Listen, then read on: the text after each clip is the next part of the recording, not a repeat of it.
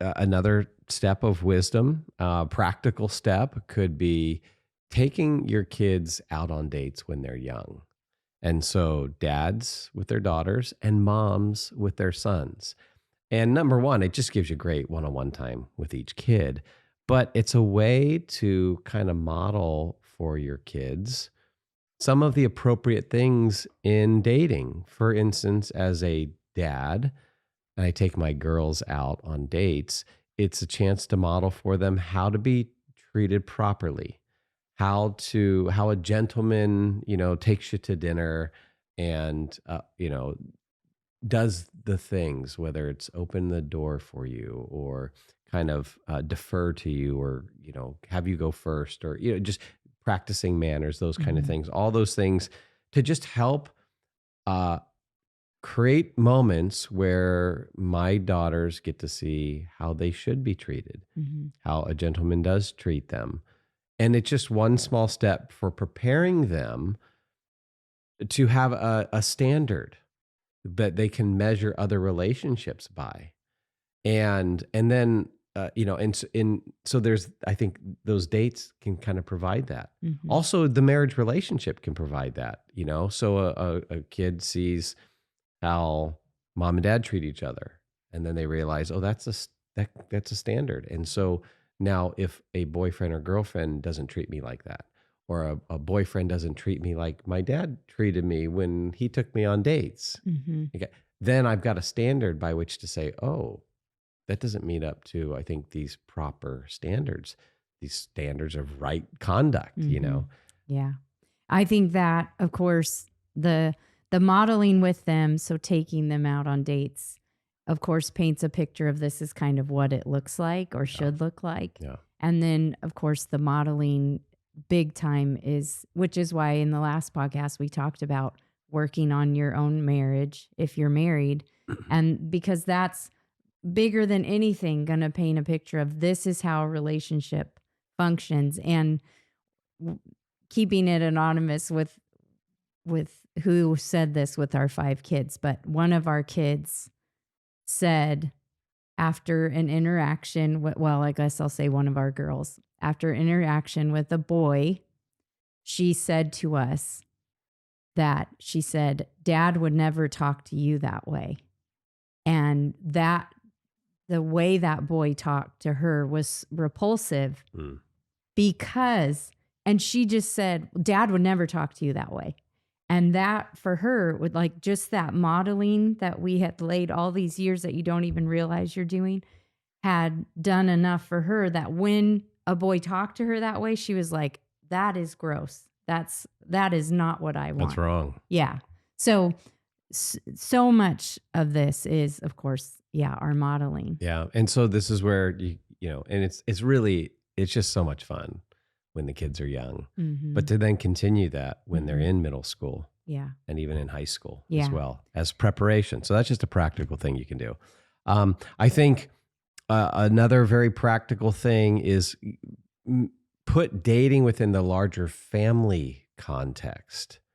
So that means, hey, even if your daughter has a boyfriend or your son has a girlfriend, it's not that everything they do is exclusively just the two of them alone by themselves, kind of Mm-hmm. thing, separate from the family. That I think a health. And this is the American overly individualistic, autonomous Yeah, approach. the relationship is just about the two of Yeah. you instead of, oh no, this person is connected to a bigger family. Hmm. And hi, we're the family that this person's connected to. And so And if you if want to date, you're going to be over here a part of the family because that's just Yeah, because if this thing does move to marriage, then you will be part of the family, yes. right? And Yes. so, I mean, some practical things about this. It could be number one, hey, when your kid goes on their first date, celebrate it as a family. Like, I can just imagine some kids like, oh my gosh, no way, I don't want my parents to do that. But like when they come home from that first date, the family's around the kitchen table and you celebrate it and make it a good thing and say, tell us about it kind of thing, Yeah. where it's just connecting that whole relationship back to the family. Yeah. And there's all And kinds it's of showing other, I mean, let me say one thing. okay. There's benefits to this as Oh, well, yeah. like accountability, Mhm. things like that. But well, and I was going to say it's building connection. It's showing your child that you care about what they care about. Hmm. And so when they're dating someone, it's like you want to know the person too because they care about this person, so you want to know them too. This was a harder thing for me to do. I remember with one of our girls, and she was wanting to date, this boy was showing interest, they're wanting to date, and you said, "Well, have him come over for dinner." And my first thought was, "I don't want him to come over for dinner." And I said that to you later, and you're like, "Honey, we want him to come over." I'm like, "Yes, okay, yes, yes, yes."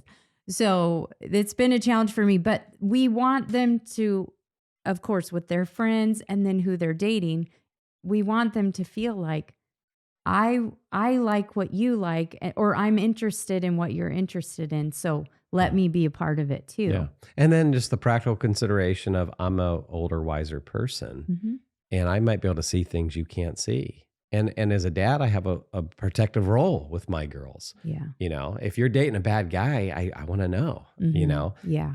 So there's that aspect as well. But it's also then a chance to celebrate it. And let's make it a good thing. It doesn't always have to be a stressful thing.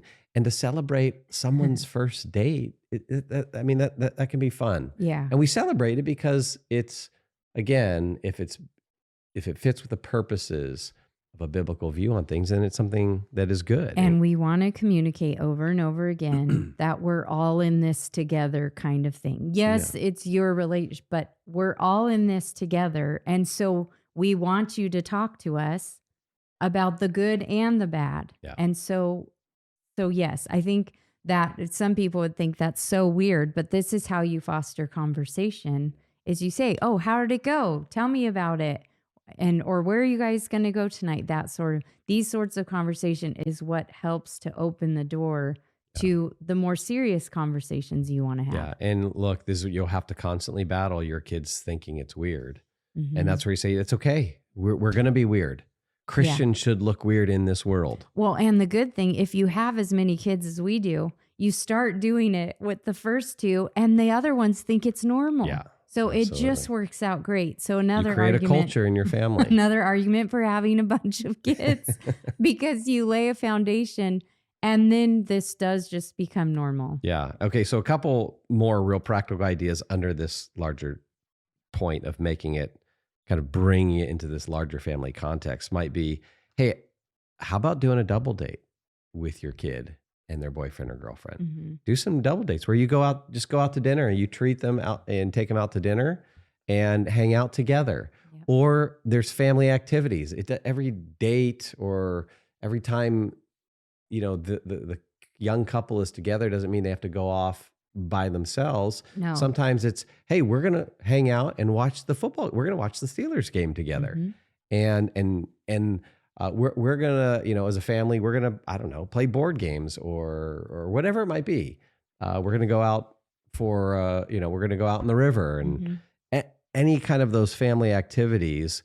Have the date or boyfriend girlfriend hang out with the Mhm. family, and that's just that provides a healthier context than this constant exclusivity, being alone all the time Yes. together, creating opportunities for all kinds of temptation. But then it also allows the family to get to know them, to give, some guidance there. So kind of making it kind of bringing the family in on it. Yeah.